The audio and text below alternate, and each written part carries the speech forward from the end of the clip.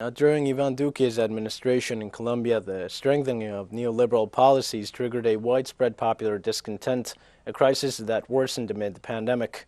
Therefore, the streets became the alternative for demonstrating dissatisfaction with a government that disregarded citizens' demands and whose response was repression. Our correspondent Hernan Tovar gives us the details.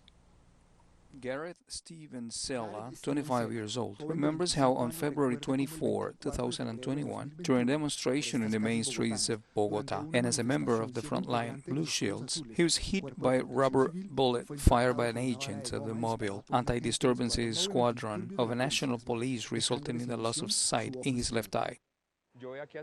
I went out with a shield to take care of people because the state simply failed, and there's no democracy that guarantees us the right to protest. I went out with that intention, and I remember a very violent response from the state, from the mobile anti-disturbances squadron, and an arbitrary desire to affect my life in a lethal way until they shot me. I survived, but I lost the vision of my left eye. The first social mobilizations in Duque's 4-year term took place in 2019, motivated by the discontent of a large portion of the population against neoliberal policies. Voicing that unrest took the life of Dylan Cruz, a young high school student murdered by the mobile anti-disturbance squadron, a dynamic that decreased during the pandemic but did not disappear, nor did the police brutality that left 13 people murdered while protesting. It is a police force that has committed many human rights violations systematically. Let's say repeatedly, over some time. That is what we believe in civil society. There is no doubt. This is something that has unfortunately characterized these 4 governments of Ivan Duque.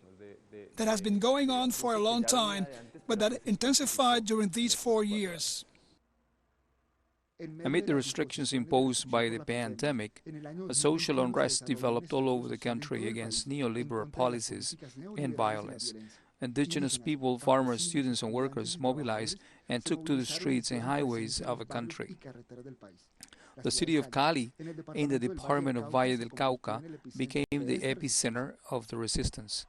There, not only did the police act against those who mobilized, but also armed civilians took part in the repression and human rights violations. The city went under military control, and the demonstrators were singled out and stigmatized with the consent of the government. If you want a future for Colombia, if you truly have a conscience, please sit down and listen to the people's demands. The people who supported you and those who are supporting you will not always be there.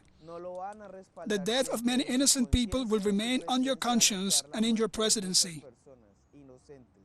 During the 2021 protests that occurred from April 28 to July 15, and according to non-governmental organizations, there were 34 murders committed in various departments of the country, 44 allegedly committed by the police, 96 victims with injuries to their eyes, 32 homicides in the hands of police, 7 of the cases of firearms shooting by the police, and 2 due to gas inhalation. In this context, opposition congressman summoned the Minister of Defense to a vote of no confidence. However, legislators allied with the government did not approve it.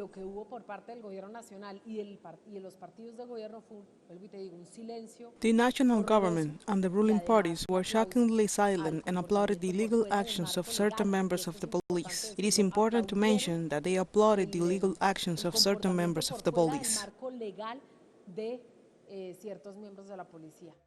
International organizations supported the proposal for police reform. They requested to separate the police from the Ministry of Defense, to draft and approve a law regulating the scope and limitations of the right to protest, but only a law on citizen security, which grants more punitive powers to the police, was processed and approved.